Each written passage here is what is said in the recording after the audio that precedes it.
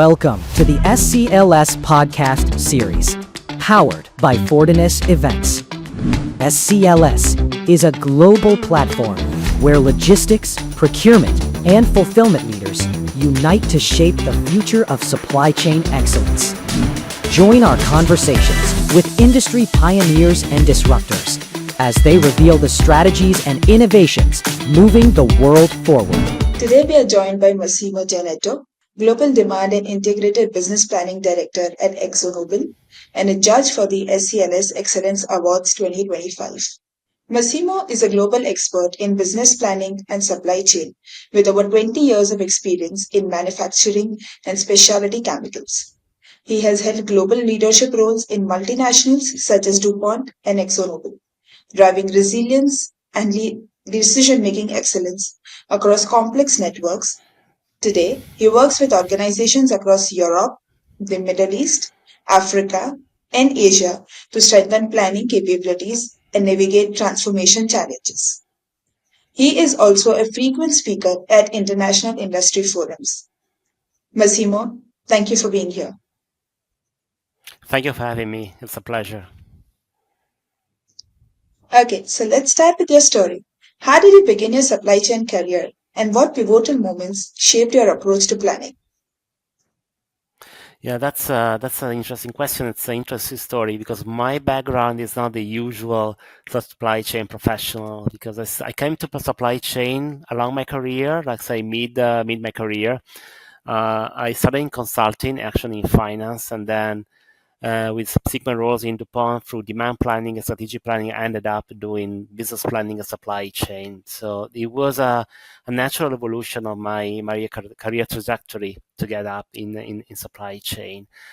And you said my pivotal moment is probably when I joined AkzoNobel. It was early 2020, so it was right when the pandemic started. So I had to learn the supply chain the hard way, if you want. I was coming from experience in DuPont where things were pretty predictable and there was a reliability across the value chain. And all of a sudden, new industry and complete unpredictable environment with the pandemic. So it was an interesting baptism of fire, if you want.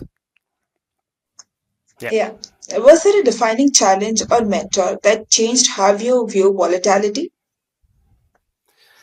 That's exactly the pandemic. Things in supply chain changed dramatically over the last 5-6 years. Normally, when you mentioned I like to speak at the international forums, and what I always share is a chart which is developed by the Federal Reserve, interesting enough, which shows the volatility of the supply chain global pressure index. Mhm. And I normally share 25 years of this index, and you see that from 2001 until 2019, it's pretty stable. And you see, you includes the 9/11 crisis, the financial crisis, all the disruption over the last 20 years. And all of a sudden, 1920, with the pandemic kicking in, you see major swings. And that's because value chain and supply chain globally are much more interconnected. So any impact, even regional, can have global impact. If you think global impact as pandemic, it has a multiplier effect all across the globe for a couple of years, and then the geopolitical tension after that, and now all these trade tensions across the globe over the last few months have a major impact on volatility. So it completely shifted the way myself and any supply chain professional see as a volatility. Now it's a given, so you need to embed much more flexibility and agility in the way you design your own supply chain. Yeah. So at ExxonMobil, what's one initiative you're most proud of leading? Yeah, of course, it would be the implementation of IBP. So I joined AkzoNobel when they had just started the journey of IBP. They started like a few months earlier. I joined one of the business units, which is the marine protective and yacht business. So we started from, let's say, a level of maturity which is still, say, early in the journey. Was not a class A. I called it Oliver White design and footprint.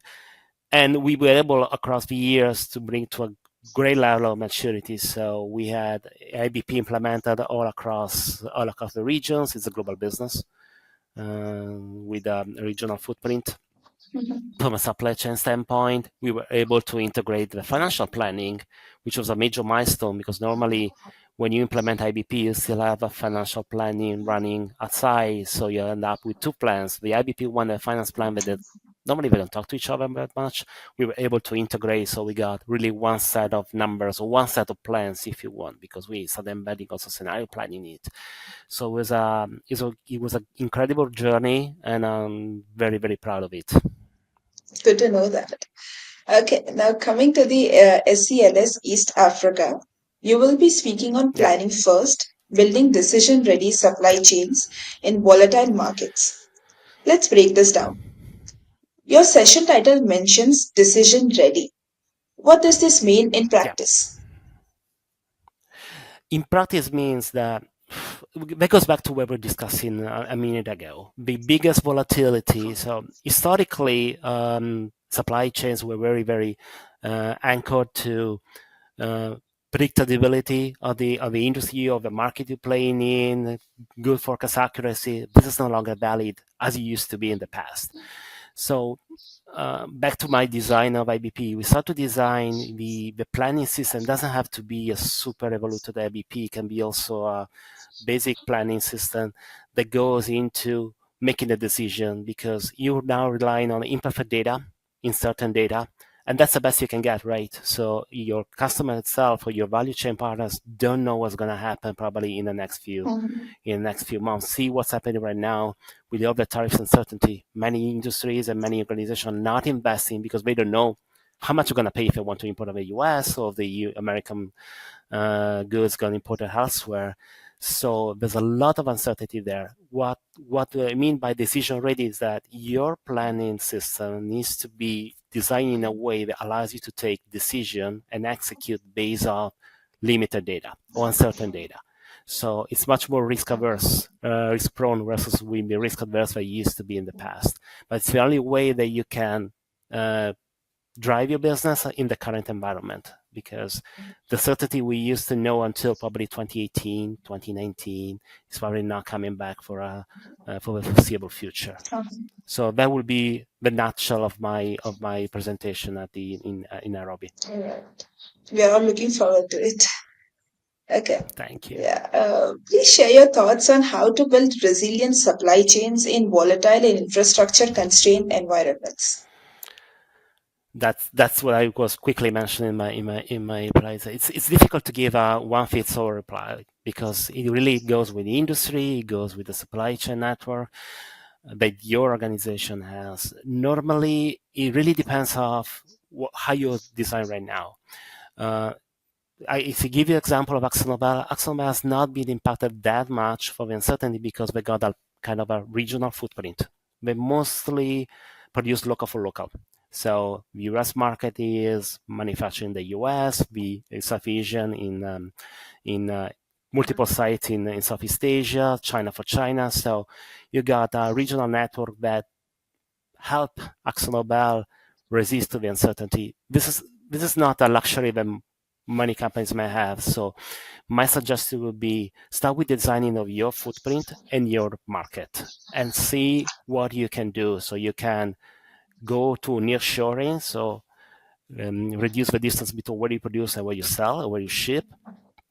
If it's not possible, start thinking about how it can be, for instance, inventory build up, which obviously is going to be a burden, a pain from your working capital perspective.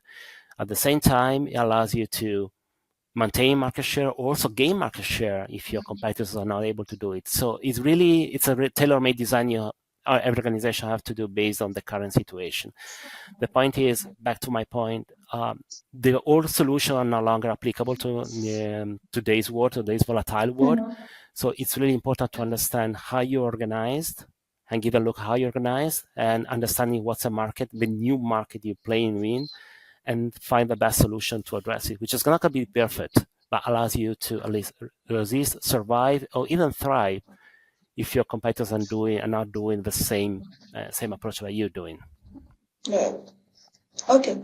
So, would you like to share some practical ways for mid-sized companies in particular to improve Yeah, planning without major transformations? that's a big one. That's a big one because normally there is a ten, temptation that to think that if you want to have a good planning, you need to implement big software. You gotta the superstructure organization. This is not true. You can start low profile. Um, Normally what happens, what I recommend to, let's say, small to mid-sized player is to understand, back to what was mentioned earlier on, understand how you're structured right now and start identify which are low-hanging fruits. So what are the small improvements doesn't require huge investment that you can tweak in the way you, in your process, in the way you work, in the work you share data. Communication is a big thing. Normally one of the major um, difficulties and struggle that I find in small and mid-sized organizations is lack of communication. So right hand doesn't know what the left hand does. So if you start implementing this kind of communication flow, data sharing, it's a major achievement. And you can use Excel, you can use any, let's say, small available tool to start sharing data. And then you start understanding where you got flaws in the process, and you can start fixing the bad flaws initially. And that builds momentum and gives you to the next step of improvement. So my recommendation is really start understanding how you work, map your process. It's something that you can do internally. That's what you used to do in AkzoNobel, what you used to do in DuPont as well. Having moments where we sit all together, 1, 2, 3, 4 working days. It's a significant effort, but it's not a major effort. Mhm. Bring everybody around the same table and start thinking what every single step of the flow is doing. What's the input? What's the output? Put it together, and that has a whole haha Yeah. moments.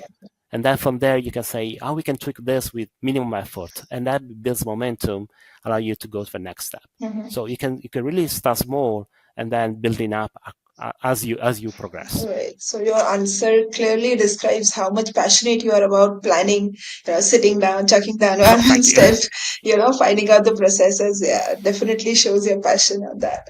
All right, going on to our next question. How AFCFTA is reshaping planning, sourcing, and integration across borders.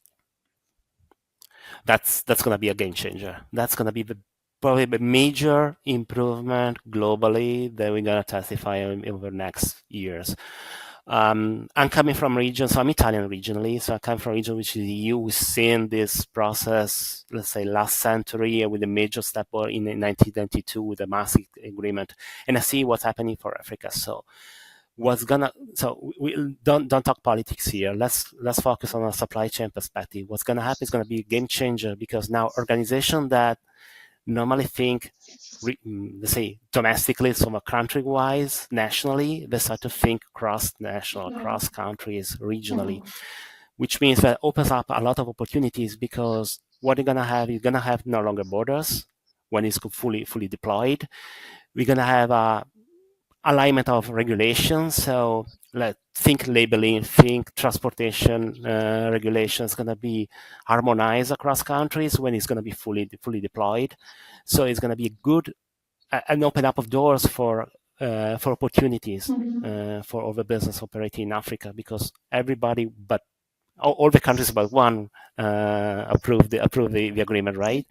At the same time, it will foster also competition because then an organization in Kenya will have to deal with with a competitor in Uganda, in Tanzania, you name it. True. So it will open opportunities and challenges at the same time. Mhm. But I'm pretty sure coming from similar experience in Europe, that the opportunities will be much more because now you're going to have the full more than 1 billion customers market open up without many restriction. So it's a great opportunity for Africa. I think Africa is going to be probably the, the source of the growth in the coming decades. What is Asia right now? I really see a lot of potential opportunities there, and it's going to be a big game changer. And it's not making the news outside Africa as it should. Mhm. Honestly, that's my take. Yeah, probably there'll be more discussion about it in the summit and things that have happened, right? So, yeah. Looking forward. Yeah. As a judge, let's talk about the SCLS Excellence Awards. This is the Yeah. first time that the SLS Excellence Awards are being held in Kenya. From your perspective as a judge, What significance does hosting these awards in East Africa hold for the region's supply chain and logistics community? I think it's gonna be a trigger for ambition for excellence. It's great that East Africa starts to get this kind of awards and recognition of the role of supply chain, because let's be frank. Until not long ago, supply chain was used to be in the back seat. Now is with all the disruption we were talking now is coming more and more of a driving seat, because if an organization has to succeed, it has to have a reliable supply Yeah. chain, which was given for granted until not long ago.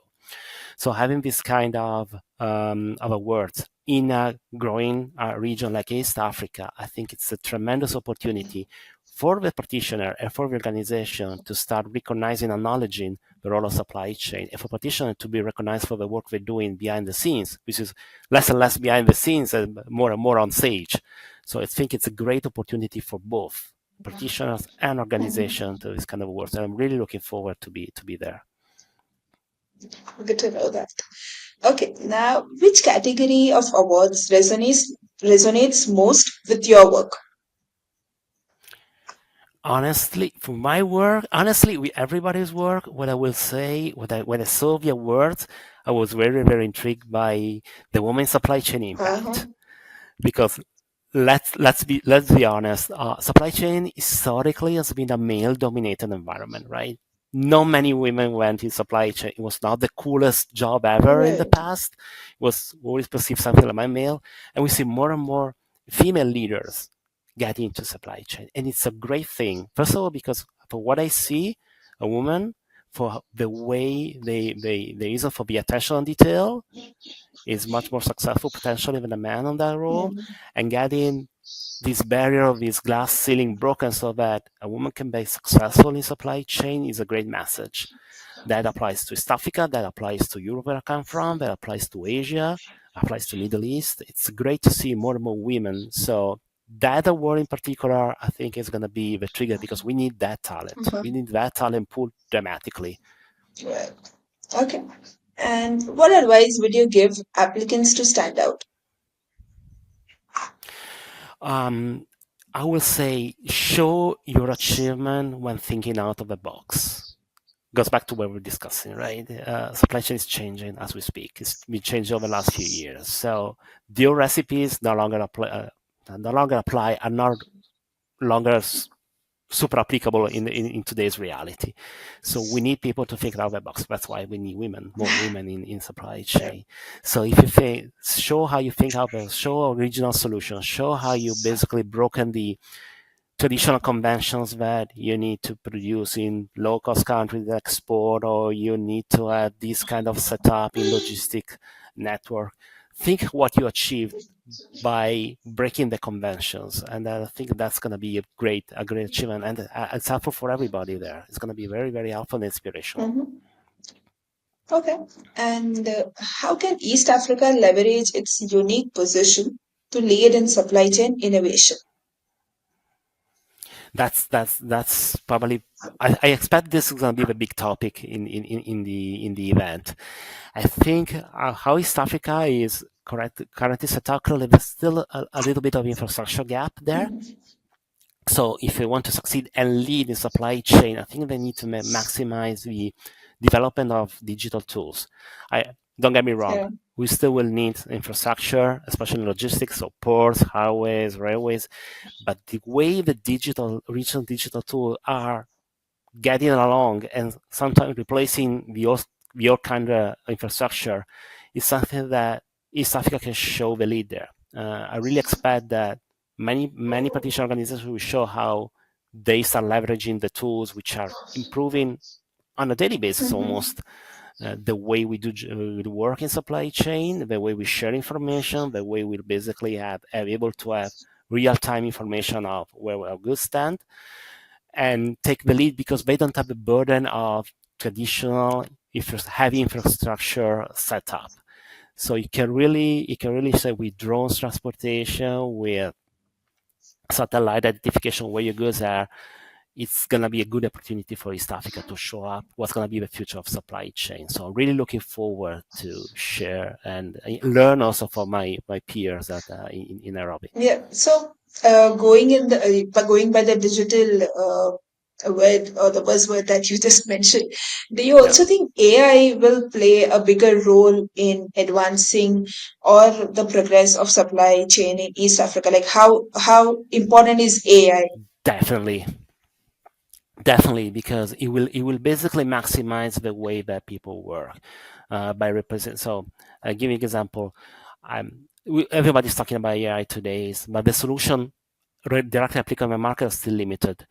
One of the solutions which is limited but immediately applicable is agentic AI, if you want, Mm, which basically helps you bypass a lot of data management issues that most organizations have around the globe, right? We normally have issues in master data because either your organization grow by acquisition or you are basically changing your ERP or your IPS time over time.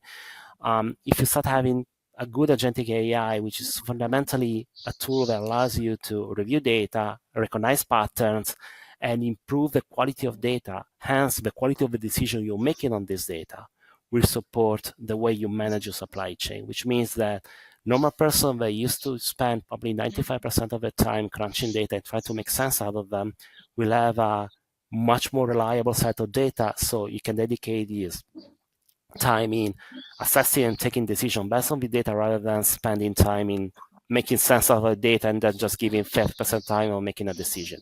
mhm. That's what I see with AI, and this is happening right now. Right. This is happening right now. We got quite few example of agentic AI's tool that can really make sense of complex set of data with a lot of noise in it. Mhm. So this is an example, for instance. So you can have infrastructure data somewhere, everywhere, but you got an agent AI that makes sense of it and you can take a decision out of it. Absolutely. Yeah. Okay. Now, as we move towards the end of this session, let's have some quick insights.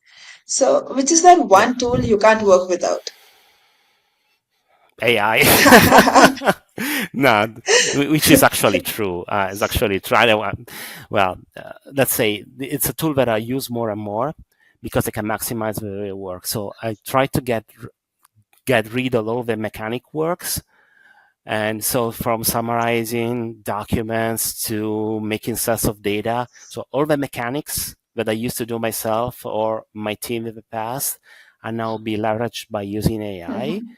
So as mentioned, I'm focusing much more on the value-adding tools and tasks rather than the mechanics of crunching information. Getting information that was lost somewhere from emails or different source, getting all in one place so you can get an overview of what is the current situation and making decision. That's for instance something that maximized over the last year big time the way I'm working.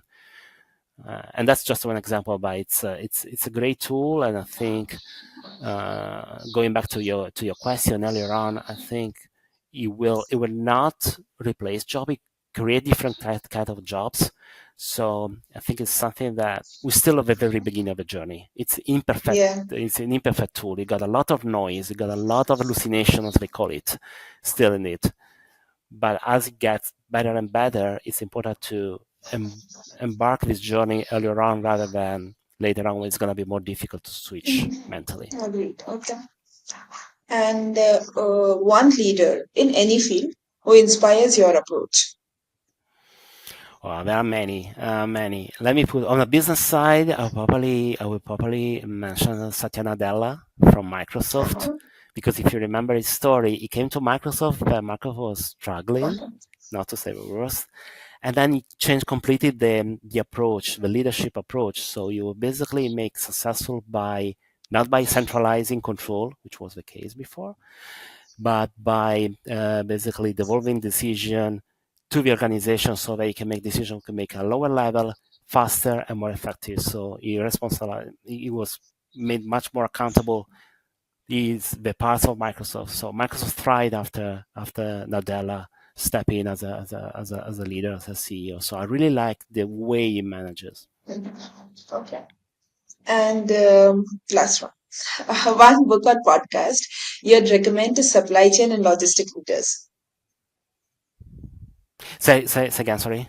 One You book. got broken. Okay. Am I audible now? Ooh. Yeah.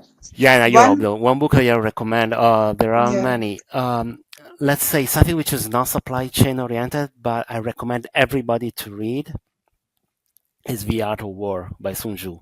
So the old manual of war, which is applicable to every aspect of our lives. It's a credible book. It's quite it's quite fast to read, but it's quite dense and deep. So every time you read, you get a different take. So it's something that I really recommend you to and everybody to read at least a few times. It's quite fast, but it's quite revealing. Uh-huh. Okay, should be my next read soon. Thank Yeah. you. Okay, Massimo. Thank you for sharing your journey and wisdom with us today. So, you all have just gotten a sneak peek at the caliber of insights awaiting at Supply Chain and Logistics Summit East Africa 2025. Join Massimo and 200 plus industry leaders on August 21st and 22nd in Nairobi to deep dive into these critical topics and witness the inaugural SCLS Excellence Awards, where Kenya's supply chain innovation takes center stage. Visit our website to secure your spot. For Massimo, this is Farida signing off from the Fortinus Events Podcast Global Series. Until next time, keep planning ahead. Thank you. Thank Thank you. you. Thank you for having me. It's been a pleasure. And see everybody in Nairobi.